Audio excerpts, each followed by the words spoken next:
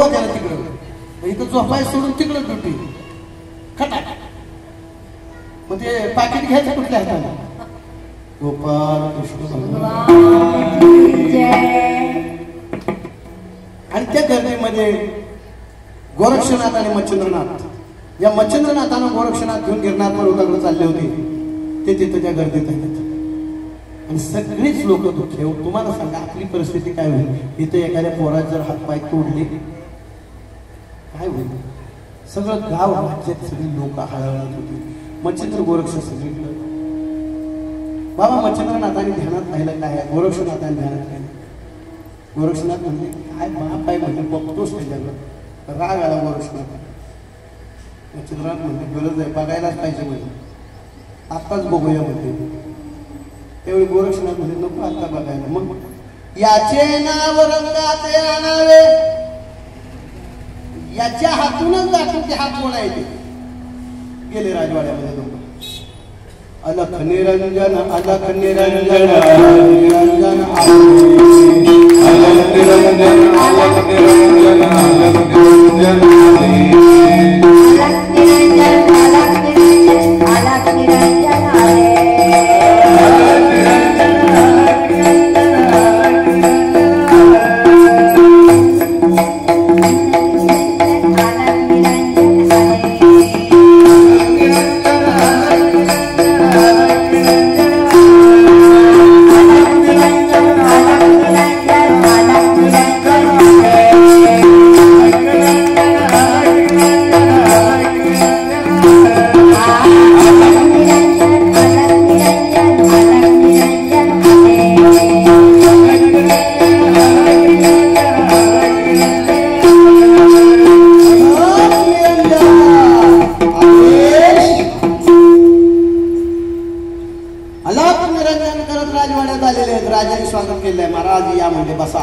आसन टाकलेलं आहे. राजाच आहे तो, सिंहासन सगळे आणि यजमान पाहुणे प्रत्येकाचा मान करण्याचे होता. पाहुणे आहेत ते योगी आहेत. शिवाय यायला वेळ नाही म्हणजे बसायला अजिबात नाही. बोला म्हणजे काय सेवा करू पुढे उभा राहा. त्या तुमच्या राज्यामध्ये मी असं पाहिलंय की ते कोणतरी मुलगा आहे म्हणे, त्याला ते हात होतो कृष्णागर नालायक असं तो म्हणत होता. मग हातपाय तोडले म्हणले त्याचे. तुम्हाला माहिती आहे का काय? मग तुमचं काय म्हणणं म्हणजे बोल सांगतो. तो मुलगा तेवढा मला देऊन टाका म्हणजे आम्हाला. काय म्हणते काय बोलव महाराज काय म्हणते तुम्ही? नाही तो मुलगा तेवढा आम्हाला देऊन टाका. काय म्हणते बोलताय महाराज? अहो तो काय तुमच्या उपयोगाचा आहे? तो काय भिक्षा मागून आणणार आहे? तुम्हाला कुठली मदत होणार आहे? त्याला उचलून खाद्यावर घेऊन हिंडावं लागेल म्हणजे. खायला कार आणि धरणीला येतोय तुम्हाला. मग काय कथा करायची गरज आहे? सगळी येते. काय करायचं अशी परिस्थिती निर्माण झालेली आहे. मग मात्र तो सत्यपणे शक्त की अशक्त तो काय आहे ते आम्हाला माहिती आहे.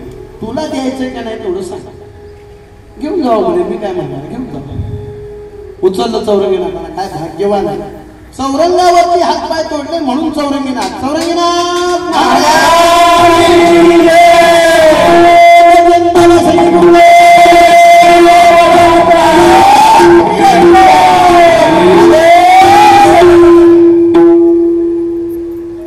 गोरक्षनाथाने उचलावं त्याला आणि मच्छिंद्रनाथाने हातपाय घ्यावे जवळ. याच्यासारखं भाग्य मला वाटते फार थोड्यांच्या वाट्याला. मच्छिंद्रनाथाने हातपाय घ्यावे आणि गोरक्षनाथाने ते धड घ्यावं जवळ. काय यम पुढे येईल व त्याला मारायला. तुकाराम तुकाराम नाम घेता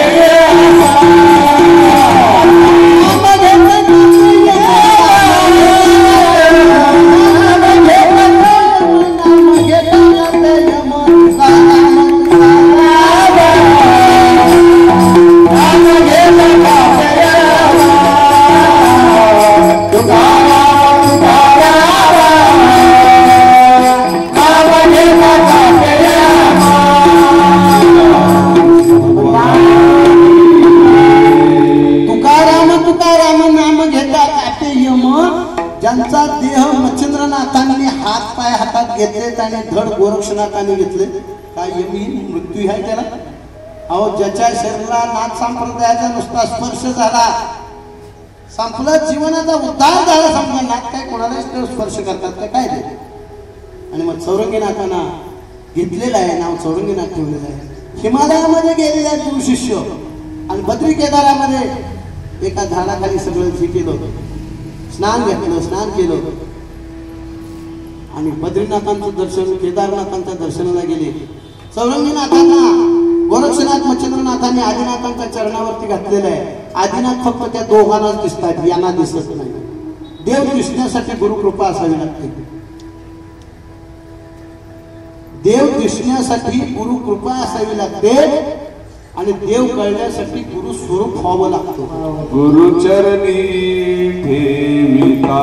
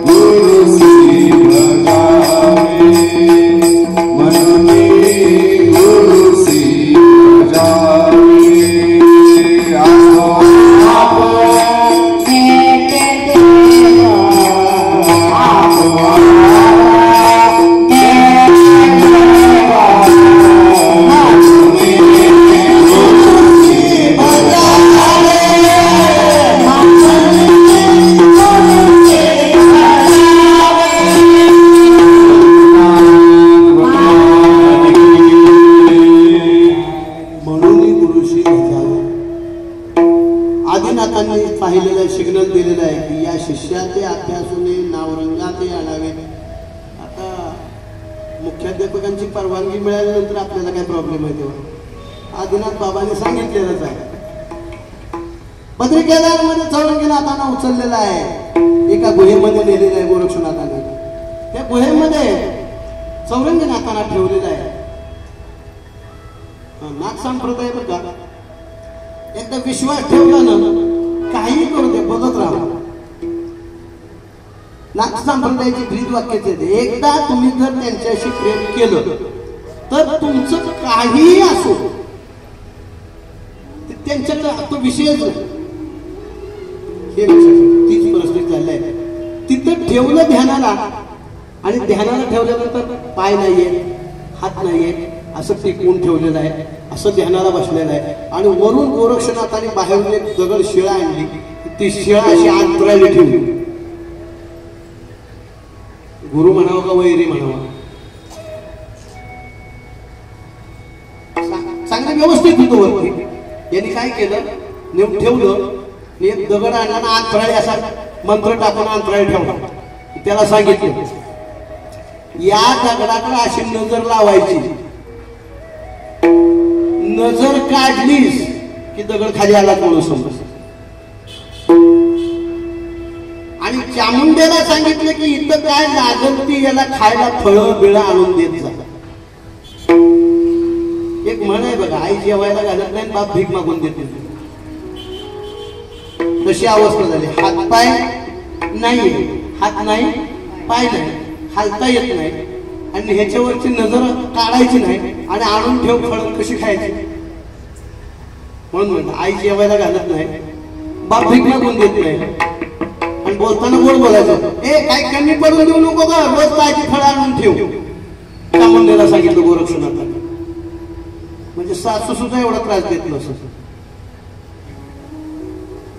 आणि तिथं बसवलं आपण, निश्चयाचे ऐशे बळ तुका म्हणे विश्वास.